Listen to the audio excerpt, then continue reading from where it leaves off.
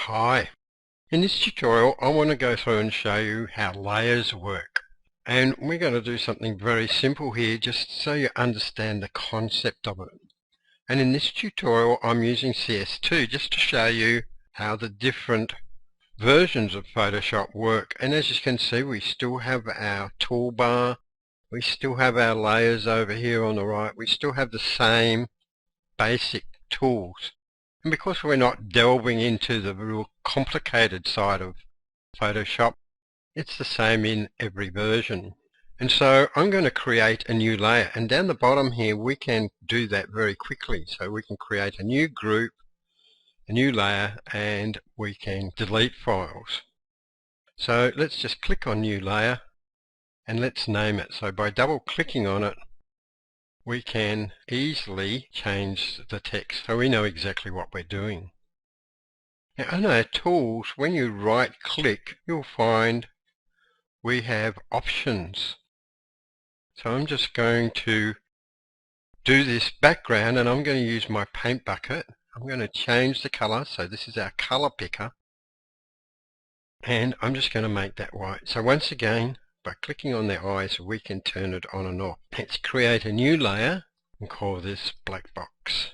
I'm just going to use my selection tool and create a black box. Go into my colors. Okay, use my paint bucket, fill it, and then remember to deselect was Control D. So I'm just going to go Control D to get rid of the selection. I'm going to create another graphic, and this one I'm going to call it gray text. I'm going to select a nice gray, and I'm going to write download. Now I can change this text here by going in here, and it shows me all the different text.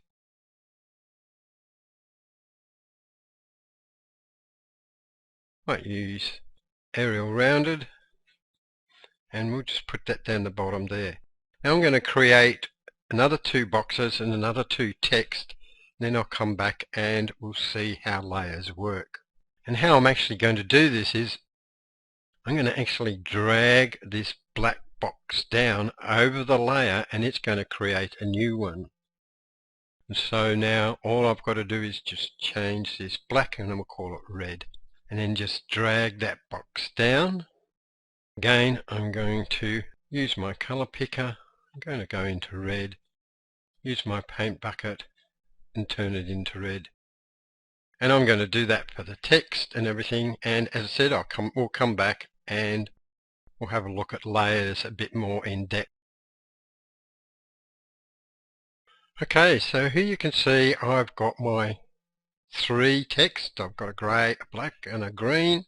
Got my boxes, a black, a red and a blue. Now we can now drag by holding our left mouse key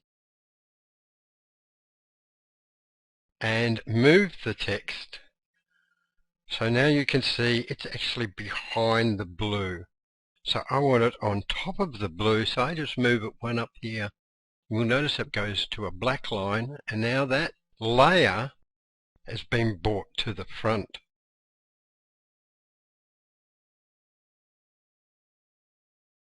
Let's do my black text. It's already in the right place, but let's just move it above the red box so they're all together. And my red text, my grey text, sorry, let's move it over the top of our black box. And the green text, we move over the blue box, so that's right. So now, as you can see, by moving layers around, we can create nice effects. So once you get more than a couple of layers, it's good to create groups. So let's create a group, and let's call this black. Now all the grey text and the black box, I can just drag up over that group, and now it's all linked together, so I can turn off the whole thing. So we'll create another group and call it red. And so our red and black text now can go into this box, and then we'll create one more, call it blue, and we'll move our green text in our blue box under blue. So now we've got all of them in groups. So this means now when we create a file, so let's create a new one, we'll just fill it with our white. We can now drag our blue box into another file. And as you can see, because it was in a group, it's brought the whole 2 layers across. And that's basically the function of layers. By grouping different layers together, we can make it easier to mix and match files.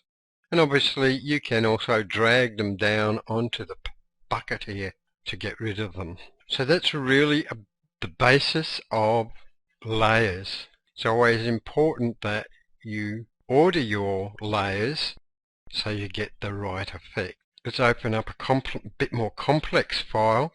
So as you can see here, I'm starting to get a lot of files in my graphics. So let's have a look at a more complicated file. Let's have a look at our web box. And in here you can see they've got a lot of different groups, so you can turn them off and on and move them around.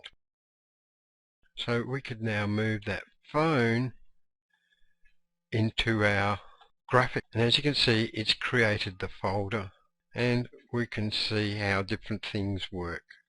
So once you get into the more complex graphics like these ones, you'll see that they've grouped things in together. My name's Quentin Brown, hoping you enjoyed this short tutorial.